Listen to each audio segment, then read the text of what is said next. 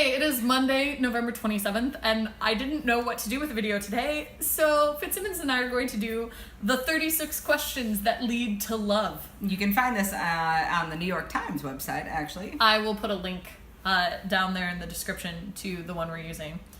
All right, so for the sake of time, we're going to alternate asking each other questions rather than each of us doing the full 36. So I will go first. Okay. Given the choice of anyone in the world, who would you like as a dinner guest?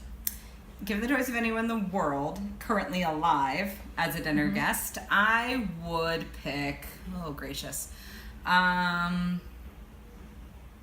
would pick Meryl Streep right now, actually. Okay. Yeah.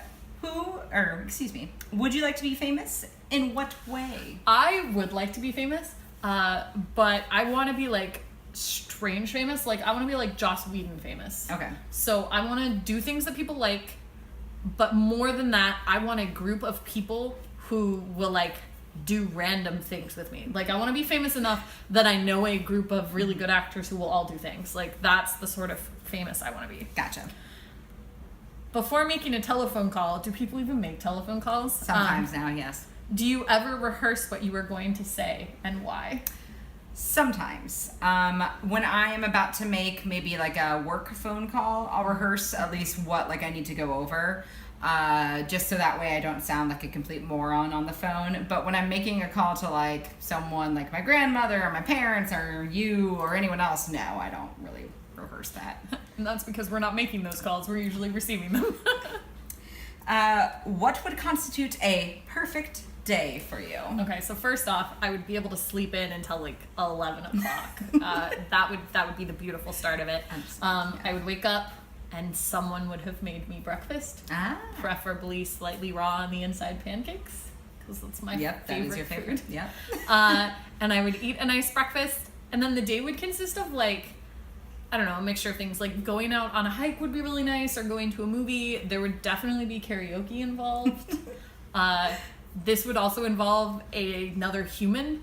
Doesn't necessarily have to be like romantic, but like in a perfect day, clearly it would be romantic. Obviously. And it would be John Barrowman. This is a perfect day, right? It is a perfect day. So in a perfect day, I go on a romantic date with John Barrowman and he's into women. And then like it ends with just like coming back and cuddling and relaxing, but like staying up really late. So like I would wake up at 11 and I would be up until like 1 or 2 in the morning. That would be a perfect day. Yeah. Oh, I like this question for you, Fitzsimmons. When did you last sing to yourself?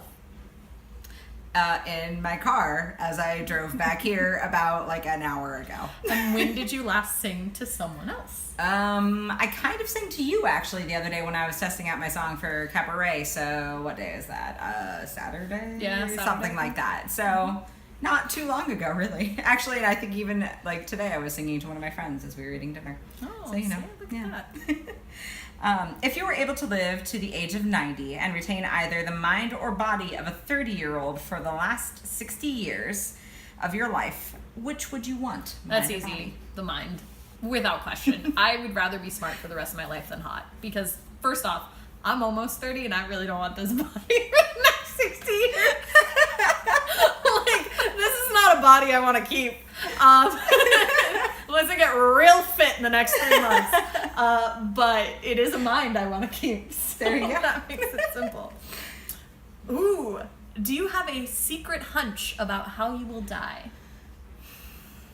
I feel like it's going to be either, I have like one of two ways. Either it's going to be in like some terrific fashion, like super car accident or like murdered, or I'm just going to fall asleep one day and not wake up. Okay. Or yeah, that's kind of where I'm at. Name 3 things you and your partner appear to have in common. Okay, so I just get to look at you. Yeah. Clearly, we both need corrective vision. That's a pretty good thing to have in common. Yeah. Other things I know we have in common because, I'm cheating. We've known each other for years. We've known each other for a long time. We are both from Iowa, but come from families that are from the same place in Northern California. Because it's weird like that. And we're both into theater. And the fact that our parents knew each other in high school. Yeah, anyway. that's true. For what... Oh, no, it's for you. Oh, is it? Yeah. For what No, in your 'cause I life thought- you asked me. The Oh yeah, three never things. mind. Sorry. Never mind. For what in your life do you feel the most grateful? I feel the most grateful for the friends / family, because I consider my friends a lot of times my family. I consider myself very grateful for the people that I have to support me. So, including you. Aw, thanks. If you could change anything about the way you were raised, what would it be? I would want to be raised as an assassin. I mean, it's honest. like I think about that sometimes. Like, if I could change anything, my parents are awesome. I'm very, very happy with the way that I grew up. But like, if we're living in this dream world where John Barrowman thinks women are hot, then I was trained to be like an elite fighter. Yeah. I would say as John a Barrowman child. maybe thinks women are hot. He's just not that's physically true. attracted to Yeah. them. Yeah. So that would be the thing. Yeah. Like, or like my parents had made me do archery. I probably would have hated it. Like, I'd probably be like, God, I wish my parents hadn't trained me to be an assassin. But right now, that's what I think about. It is. This is one of the ones that we're passing for time, but it is take 4 minutes and tell your partner your life story in as much detail as possible. For time, we're skipping that, so I'll move to the next question. And for you. also, like, that we know each other's life Yeah, stories that's true. pretty decently well. If you could wake up tomorrow having gained one quality or ability, what would it be? Oh, darn. I'm going to ask for two. I'm going to ask for, Okay. like, one that you actually could gain in real life, Okay. and then a fantastical one. Okay, so for one that I could actually gain in real life, I would say probably just like a fit body, like, you know, like toned, you know, in shape, all that jazz. Because I feel like once I got back to that point, then I could maintain that better than getting to it again. So that's maybe the realistic-ish one. For fantastical, I would say the ability to teleport, because I would love to be able to teleport, apparate, whatever, from here to Iowa, to France, to California, to the moon. I don't know, probably not, because then I would be dead. But, you know, anywhere, because then I could see all the people that I really care about really fast and not have to spend money on plane tickets. That would be nice. We're now in set 2 of the questions. All right. If a crystal ball could tell you the truth about yourself, your life, the future, or anything else, what would you want to know? That's a really tough question. Everything. 'Cause I like to know. I don't know. Like, there's this weird like line between knowing and not knowing. I would probably be one of those terrible people who wants to know when they die. Really? Yeah, because I would be fascinated by that and like working towards living like a. I would just live like a completely. What if it different was life like if I knew you're gonna that. die in 3 days? Like, Yeah, well then I would spend the next 3 days blowing all of my money on coke and hookers, and Can you say that in your blog? neither of those were curse words. Why those two? I don't know. I just Also, feel where like do you find either of those? Isn't that what people blow their money on? I don't know. And This- literally blow, but yeah. because I don't know. I would be interested in that. I would also like maybe ask the winning lottery numbers. Oh yeah, that'd be nice. Because it says the future or anything else. So Yeah. the winning lottery numbers would be nice, so that I could have money. Or for like, I would ask what the next fidget spinner would be, and I would invent it first. That's more sustainable. Yeah, I like that. Yeah. All right. Is there something you've dreamed of doing for a long time, and why haven't you done it? Oh gracious. I've dreamed of just doing like a tour of Europe, like just going around Europe and doing and seeing everything I've always wanted to see. And I've been very lucky in that I've seen a lot of things. Like I've seen London, I've been to Spain, things like that. I've been to France briefly. And the main reason I haven't done it is because I'm not rich. Listen, if I find out I'm going to die in 3 days, We're let's going go on to a Europe. tour of Yeah.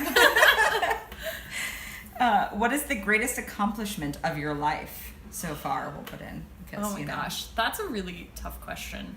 I don't feel very accomplished. I would say that Phoenix Tears is probably the greatest accomplishment of my life. Like developing a theater company that like actually puts on shows and people come and see them. Yeah. That's kind of mind blowing. That's probably the greatest accomplishment. Although my proudest moment is this time when I was 14 and I climbed a really tall rock wall at summer camp. And like I am so out of shape, and it was so difficult for me. Yeah. And I got to the top, and I was like, yeah, I've defeated the world. And like I've never felt that high ever again. I can think of, can I just answer this? Yeah, no, I'm curious now. Because I can think of 2 times where I was like, I feel like I'm on top of the world. One of the times was when I got my ACT scores back. And I told myself that if I got anything less than so the highest you can get is 36. For those who don't have ACT, which is a thing. So I told myself if I got anything lower than a 30, I was going to take it again. And I opened it up and got a 31. Hey. And so I was all jumping up and down. Yeah. And then the second time that I felt incredibly proud of myself was during super senior year at Iowa State. I did stage reading. I was the director of a stage reading, and I won best director of stage reading in the entire conference, and That's that was awesome. an incredibly proud moment for me. So, All right. And now you get another question. ooh. What do you value most in a friendship? I value honesty probably the most in a friendship, because my closest friends, Mallory, Lauren, Crystal, they have always been there, to support me, and sometimes you have to sugarcoat a few things, but they've also always been there and been like, yo, you need to check yourself before you wreck yourself, or you need, like, hey, like, this isn't good for you. I don't always listen, but but eventually, like, I do end up getting there, as we know.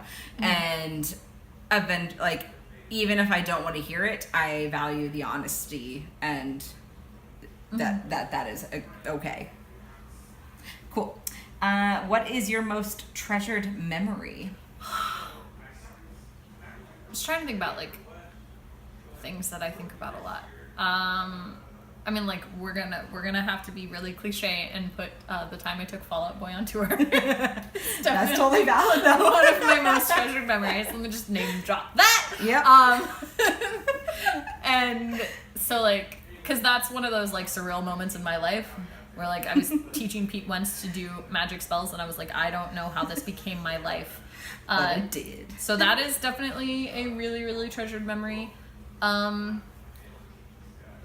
We did a family vacation where we rented an RV and drove across part of the country. Yeah. And that for me is also like that whole encompassing trip is a really, really treasured memory, because it was just super fun to like just spend the whole time with my brother and my parents, and an exchange student at that point in time. We read the Harry Potter books out loud to each other and some other stuff, and like just drove cross country, and it was super, super, super fun. And so that's a treasured memory. It's awesome. To completely switch gears, what is your most terrible memory? Oh, God. That doesn't involve cursing. Oh, no. My most terrible memories don't involve cursing. First of all, I love my parents, and we're in a very good place now. Got to asterisk. You need to put that out there. Yeah. One of my most terrible memories, and things that sticks out to me the most, there's actually kind of 2. One, when I was in a car accident with my mom when I was 4. The car flipped 1.5 times. I remember it quite vividly. The scar's basically gone now, but I had a small scar on my forehead, and I had to get myself out of my car seat and get myself the door open and then out of the car to help my mom, who had hurt her back, not too bad, but bad enough to get her out of her car, like out of the seatbelt, and then get us to the road at 4 years old. So that was bad. Amber was an accomplished 4-year-old. Clearly, she was being trained to be a killer assassin. Not wrong. But also, most terrible memory was, like I said, I love my parents very much, and where we are now is much better than where we were when I was a kid. But I remember losing a sparring match to some girl when I was in Taekwondo, and me going to my dad because I knew he would be disappointed, and me saying sorry, and he just turning his back and walking away. So that was a terrible memory. I didn't like sparring. So anyway, if you knew that in 1 year, if you knew that in 1 year you would die suddenly, would you change anything about the way you're now living? Yes, Why? Absolutely. And see, it's one of those weird things, because like I could die in a year and I'm not changing anything right now, but like there's something about knowing that would make me change what I'm doing. And I would take more risks if I knew I was going to die in a year. I've always been like, I don't know, I'm not necessarily good at not spending money. I make lots of stupid decisions with money. But I would consider myself like a little bit more conservative with like how I spend money. And most of my stupid decisions involve like grab bag purchases for other people. I'm just like, oh yeah, I'll just buy this gift for someone else. And it doesn't, it's only whatever.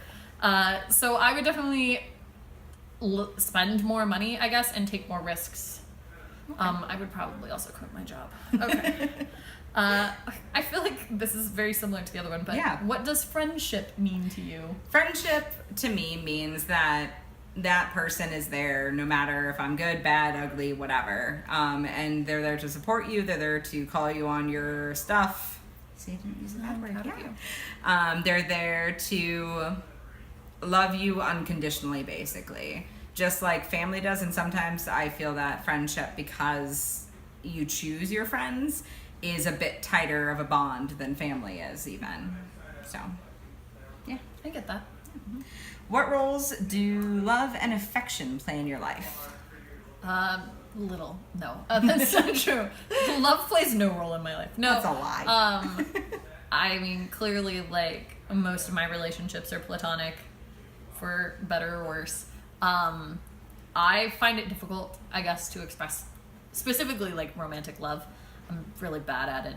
But I love affection. And affection is, like, really important in my life, and definitely, like, a way I connect with people. I connect with people, like, through affection. Mm-hmm. Sometimes physical and sometimes just, like, I don't know, it's mental affection, I think. But, like, sure. I like affection and touch and cuddling. So, like, I would say that that's a very important part of my personality. And I have difficulty connecting with the people who, like, don't like physical affection. There are several people that I work with who, like, don't like it. And, like, I've trained myself to know that, but I have a, like, tougher time connecting with them because, like, literally, like, the ability to be like, hey, it just makes a big difference to me. Okay. So we're not going to do... Yeah, sure, let's do this. I want to do it. Alternate sharing something you consider a positive characteristic of your partner. And we are supposed to share a total of 5 items. Okay. So you start, because I just asked you that one. You're intelligent. Oh, thank you. I consider Amber's, like, sarcasm a really positive quality. Which I realize not everyone would, but it was one of the reasons we became friends. True facts. I would say that your openness to people. Does that make any sense? Mm-hmm. Your openness to meeting people and learning more about people and everything like that. I'm going to be really shallow and say that Amber's hair is one of her best qualities. I've been jealous of her hair since the day I met her. And that never changes. Even when she's like, oh, my hair's fading and it's not dyed right. And I'm like, God, your hair's so pretty. I would say that your braiding skills, because I'm going to be like your side braid is always on point, and I'm like so jealous of like how like nice it looks all the time when you have it side braided. Aw, thanks. I appreciate that. Amber is like willing to like jump in and help out and do work pretty much all the time. Now, sometimes you have to ask. She doesn't like start into that always, but gotta be told what to do. She's really, really good. And like you never turn up your nose at like any kind of work. Like she does the cat litter when I go out of town, which like for somebody who doesn't really like our cats is, well, she's warming up, but like, so that's a really positive characteristic. Like you're willing to just jump in and do anything, and you don't like turn up your nose at certain types of work. Thank you. I would say that even though it annoys me sometimes, your stubbornness is actually a really positive thing, because like it also helps me like realize, if I'm being a bit ridiculous or something like that, and other people too, and it helps get the ball moving sometimes with it, be it plays, be it shows, be it anything like that, be it here at home sometimes, like that. Yeah, I get it, but kind of like, again, like I said, sometimes it annoys me, but that's, just because I'm also stubborn, probably. I was gonna say, actually, that was my next quality. Is your like, stubbornness, I guess, is the way I was gonna say, like your headstrong nature. Yeah. But yeah, like it definitely annoys me sometimes, but it also like helps keep me in balance, which I think is really important. We balance each other. Yeah. Okay, you got Okay, number 5. I would say that something that I really admire about you as well is like your way that you can take existing lyrics, existing things like that, and then change it into something completely different, like, which happens all the time. And I mean, because like I'll like do riffs on random songs, but you will take the entire song and change it into something about Lord of the Rings, and like, sure, I'll be yelling out whatever you need to know, but like that I think is so fascinating and such a cool thing. Aw, thanks. I have always really admired your artistic talent, and that's definitely something that like it's hard for me to conceptualize, because like a stick figure looks not very good coming out of my pen. But I've always admired like a sort of different vibrancy that you get as a person when you do art. I think it's really positive. You asked. Yes. How close and warm is your family? Mm-hmm. Do you feel your childhood was happier than most other people's? Yes, 100%. Straight up, I have the best parents, and I will fight you on that. Like, my parents could take your parents in a better parent battle any day of the week.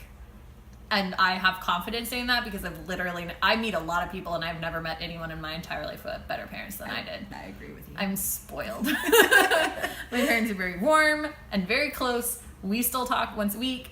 And my childhood was pretty freaking awesome. Like, I wasn't trained to be an assassin, but like literally that's the only thing I can complain about. So like that gives you an idea of how cool my childhood was. Was I slightly trained to be assassin? Is that why my childhood was? Yeah, that was the downside. Everybody knows that when you're trained to be an assassin, your parents are like hard, really mean. So that's why. How do you feel about your relationship with your mother specifically? I feel like it's not fair that you got this one. So, like I said previously, in recent years, everything has gotten better. If we're going to be super honest, because why not? It's YouTube. As I was growing up, I basically raised myself, and both of my parents acknowledge this now. Like, in particular, I've had conversations with both of them about this. So when I was younger, that relationship was more in reverse. I was almost mother, and she was almost daughter or something. Mm-hmm. When I reached college and moved out, and particularly, in particular when I moved down here, the distance, while hurting some things, honestly helped with my relationship with my parents, because I'm definitely a lot closer to them now than I was before. And even though like it will never be the proper mother-daughter relationship, I at least can say that I love my parents unconditionally again, which is very nice to say. And I can say that like I noticed like a shift in your relationship with your parents since you moved down here. She's known me before and after. That's true. All right, we're in step 3. Yeah, look at that. All right, make 3 true we statements for each.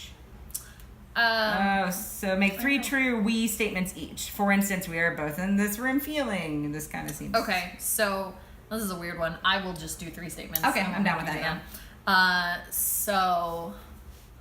yeah. We are both women struggling to make it in a man's world. We are both artists. Also struggling. Yeah, that's what I was going to say. We are both artists who wish that you could make a living at art. True. We are both California girls at heart. Honest facts. All 3. Yeah. I feel like that would be really hard, by the way, if I was doing this with somebody that I didn't really know, which I think is the point of this. We're both in this room sitting here.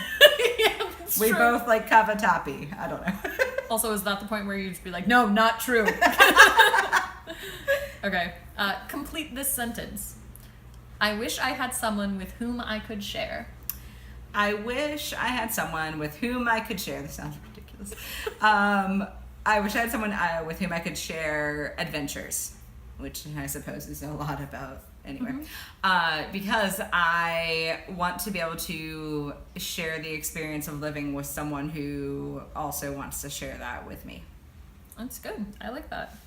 If you were going to become a close friend with your partner, please share what would be important for him or her to know. You know most of it because we are close friends. We're just close friends? I thought we were best friends. If we were meeting, like something that you should know about me, I guess, like if I was just introducing myself to you. So if you're gonna become close friends with me, you should know, I guess, 2 really important things. 1, I am bitingly sarcastic. quite often, and that means I like you. And 2, I am loud and obnoxious, but I don't like to make all of the decisions in a relationship. Like, that stresses me out.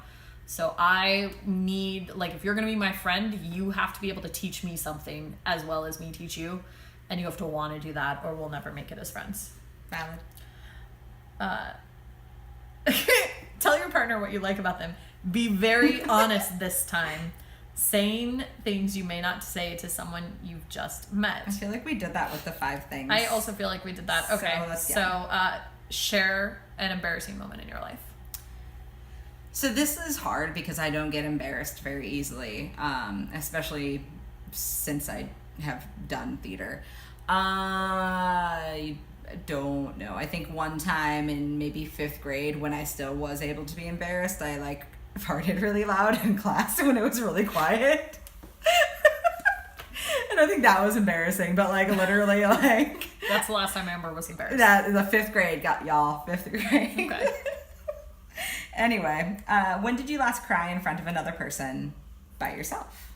I don't cry very often. This is true. Which you know. I don't know if, like, that's part of, like, the way I was raised, or just, I don't know, my tear ducts don't work very well. I don't know, but I don't cry very often. The last time I cried in front of another person...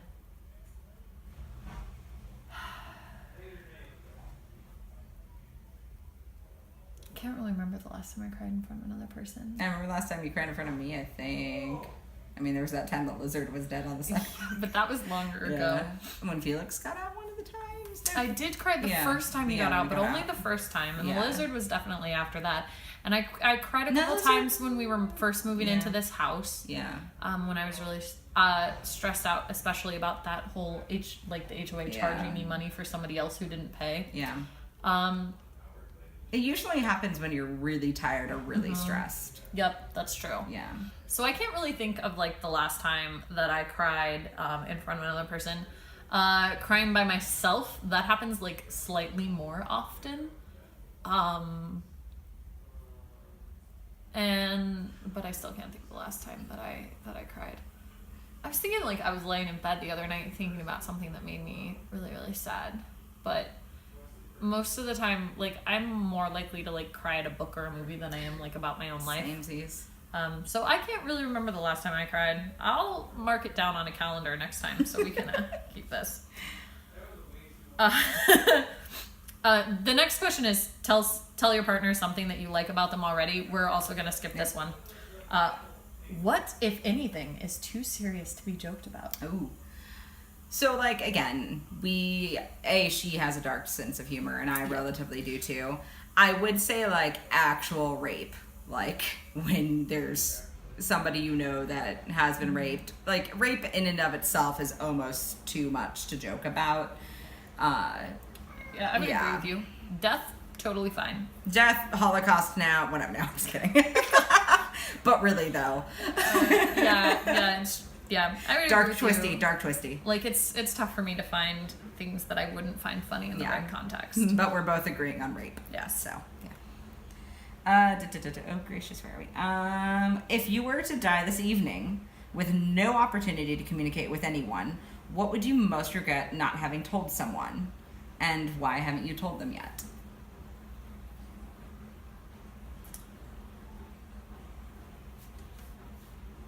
I don't really regret things very often either. So, like, what would I regret not having told someone if I died tonight? I don't know if there's necessarily, like, anything that I would, like, regret not having told someone. Like, I've got a few, like, general regrets in my life, but nothing that I specifically would be like, oh yeah, I wish I had told this person that I loved them or that I missed them or whatever. Like, I don't have those sort of estrangements. There may be, like, I would be like, why didn't I tell certain people to, get out of my life? Valid. That I didn't like them. Why was I not meaner? I don't know. Yeah, I can't. That reminds me of a Grey's Anatomy episode. Anyway. I can't think of anything, like, necessarily that I would, like, regret not saying. It's not like I have money hidden under my mattress. Like, that would be the other thing I would think about. Like, sometimes it would be like, oh, I love you. Or, like, there's $50,000 buried in the backyard. Like, those are the two things I feel like I would regret not saying, and I can't say either of those. There's $50,000 in the backyard. um, your house, containing everything you own, catches fire. Nah.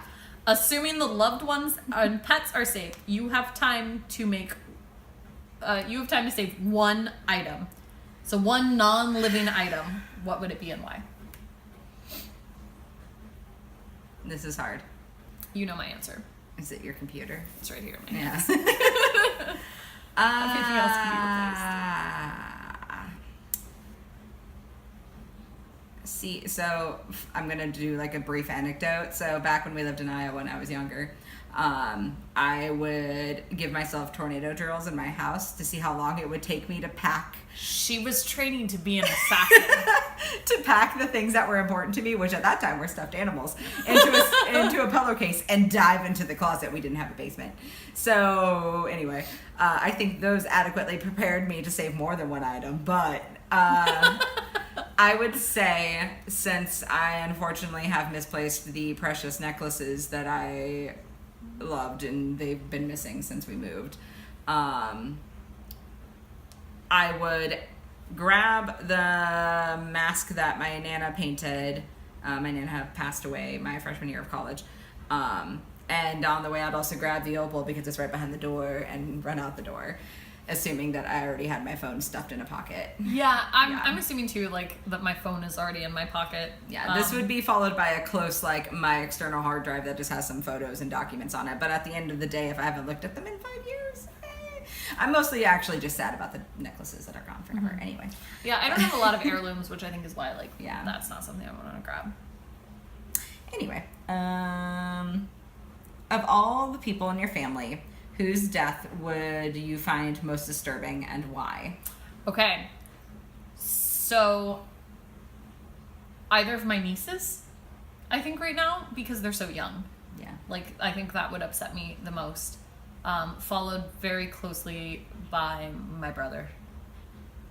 And I would say that, like, my brother would have been the answer if I didn't have nieces. Mm-hmm. Like, and that's just because, like, he is still one of my best friends. And, like, when we grew up, it was just the two of us because we lived out in the country. And so, like, my parents are gonna die.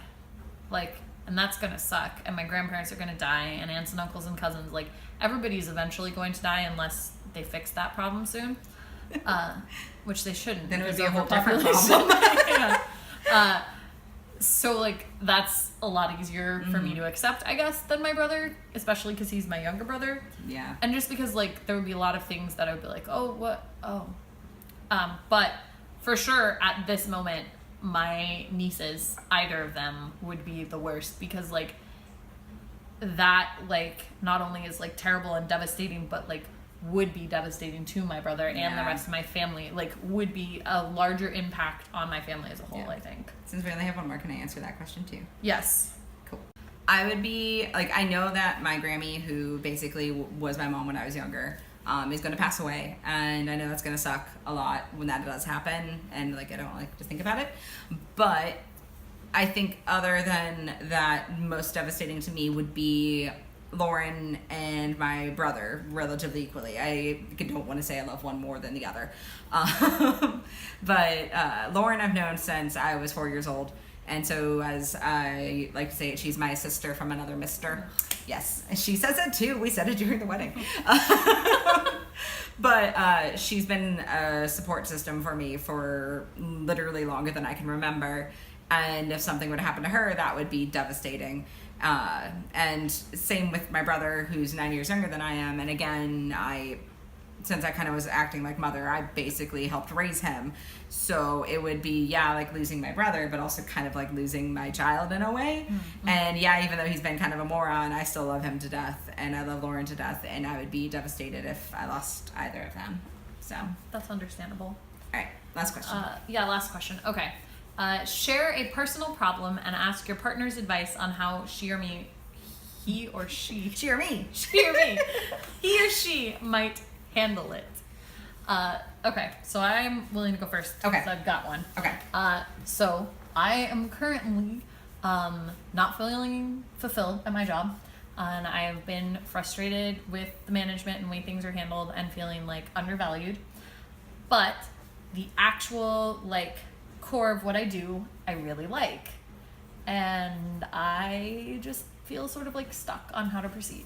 And I know that you've changed jobs a few times.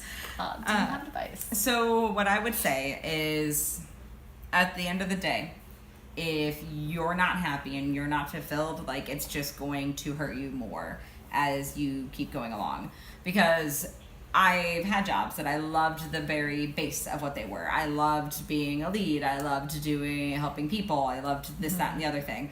But everything else just became so much heavier and so much worse, and eventually that just takes a toll on you, your health, and your mental health and everything. And so it's better to admit that, yes, while you love this, you have to let it go for your own sake. Let it go. But really, don't let it go. Okay. Do you have any advice that you need? So we've handled most of my problems recently, and I'm doing better on a lot of them. I think we can both agree. But one of the things that I'm kind of in between about right now is I am kind of like not sure of how I want to proceed in my future, because I'm unattached here. Like, I do love Orlando and I have a job I like, but it's not like, oh my gosh, I must stay there forever. And I have people that I love here, obviously. But I also feel that like I should be closer to my family. Like, maybe that means Iowa, maybe that means closer to the Midwest, and I feel that draw back home, but I also am scared that moving back means I'm a failure. So okay. So this is good because clearly I was unattached after college and moved to Orlando. And I would say that same. Sometimes being unattached is like a good way to like take a leap.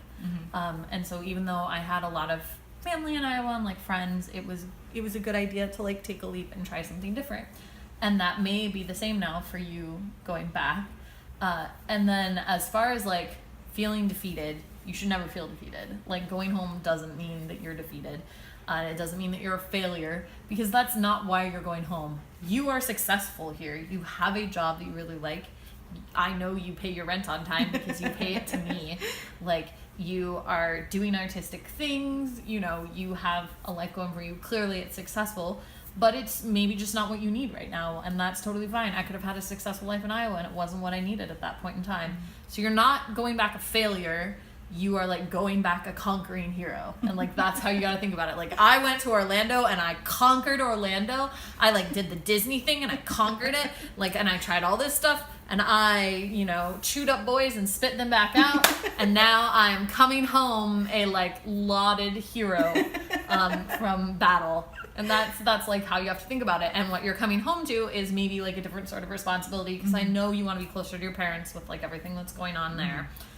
And so like, you are approaching a new responsibility that doesn't make you a failure. It makes you even more of a success, because now you are realizing like a new step in your life. And I know that it's a struggle, like with family, and I certainly miss my family sometimes, and think about like, well, could I go back home to Iowa and like do theater there? And would that be a better decision? Have I made a bad decision here? But at the end of the day, like, I feel very confident and comfortable with like what I'm doing here, and I don't feel that draw. But if I did, like, that doesn't make me a failure, and it definitely does not make you a failure. And if you want to move back to Iowa, you know that I support you 100%. Yeah. And I will help you in whatever way I can. I'm pretty good at packing. We've gotten really good at that. We have gotten really good at that. I'm not really good at giving up the PlayStation, though, so we'll have to talk about that. That's fine. We'll have to work on some custody issues here. But like, if you want to go to Iowa, then I support you. If you want to move to Missoula, Montana, Want to move to London, England somehow? Yeah, if you want to move to London, like, you know that I'll support you. Yeah. And don't feel like turning the page is the same as being a failure, because it's not. All right. Well, do you love me? I do. Oh, I've always loved you. Aww. I just love you more. Yeah. Aw, I love you more too. Yeah. Actually, this was really fun. Yeah. And like, I don't know, like, I mean, we know each other really well, but I would definitely say, like, do this with your partner, do this with your best friend, do this with, I don't know, stranger number 2 on the street. I don't care. Actually, that would be fascinating. I would love to Yeah. just meet someone on the street and be like, listen, Ooh, can I could- I have 45 minutes of your time? I would like to do this questionnaire. I could do this with my Tinder date. Oh, That would you be terrifying. should. Oh my I don't God. know. This is, yeah. But I feel like very warm and fuzzy. It was really nice. No, It was very pleasant. Like, good. But yeah. Spoiler alert, we had to reshoot part of the last of it because I ran out of space. So if you saw a weird jump, that's why. And I don't know. Yeah, I'm feeling good. So Yeah. I will put a link down there to the questionnaire if you want to check it out with a friend yourself or a significant other. Yeah. It's definitely fun. And other than that, I'll see you tomorrow.